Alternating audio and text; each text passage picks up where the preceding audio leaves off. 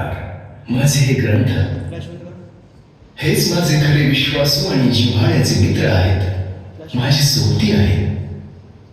जेव्हा मला जगाने दूर केले तेव्हा मला यांचीच मुलाची सोबत होते. यांना भेटण्यासाठी मला पूर्वपरवानगी घ्यावी लागत नाही. हे माझ्यावर कधी रुसत नाहीत, माझा द्वेष करीत नाहीत आणि मला कधी टाळतही नाहीत.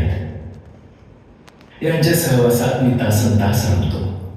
हे मला वेगळ्या विश्वात घेऊन जातात. यांचा सहवास हा मला हवासा वाटतो.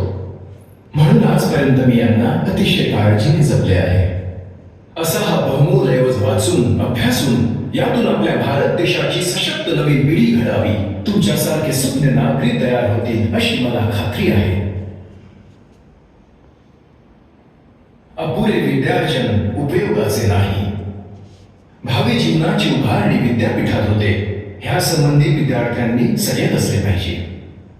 माझे हे ग्रंथ भंडार तुमच्या स्वाधीन करताना मी घेतलेला निर्णय योग्यच आहे अशी माझी सत्सद विवेक बुद्धी सांगते आहे. काही वर्षांपूर्वी मी सामाजिक कार्याचे झाड लावले होते. त्याला आता पालवी फुटली आहे, उद्या फळे येण्याचा रंग दिसत आहे. ही प्रगती अखंड कशी राहील याची व्यवस्था करणे गरजेचे आहे. तुमच्याकरता दुसऱ्याने काहीही करण्याची जरुरी नाही.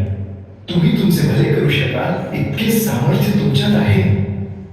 या गोष्टीची तुम्हाला जाणीव झाली म्हणजे सर्व गोष्टी सुरळीतपणे चालतील.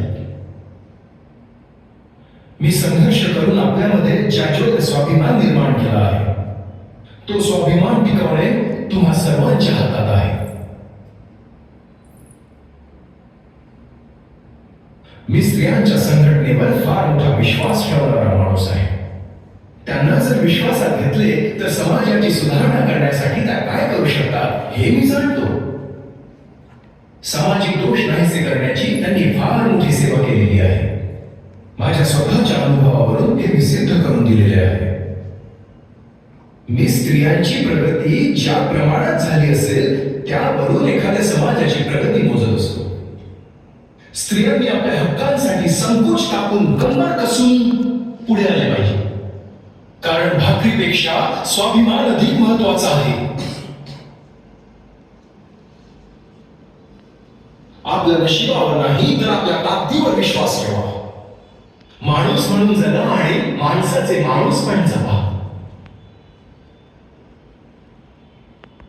बुद्धीचा विकास करणे हेच मानवाचे नेहमी ध्येय असले पाहिजे आणि हेच ध्येय तुम्हा सर्वांची आणि सोबत देशाची प्रगती घडवून आणेल यात शंका नाही.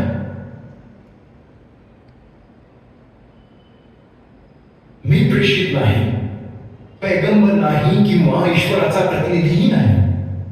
मी तुम्हाला मार्ग दाखविला आहे. जर तुम्हाला हा मार्ग योग्य वाटला तर त्याचे अनुकरण करा. या जगात काहीतरी करून दाखवायचे आहे अशी महत्वाकांक्षा सदैव तुमच्यात असलीच पाहिजे.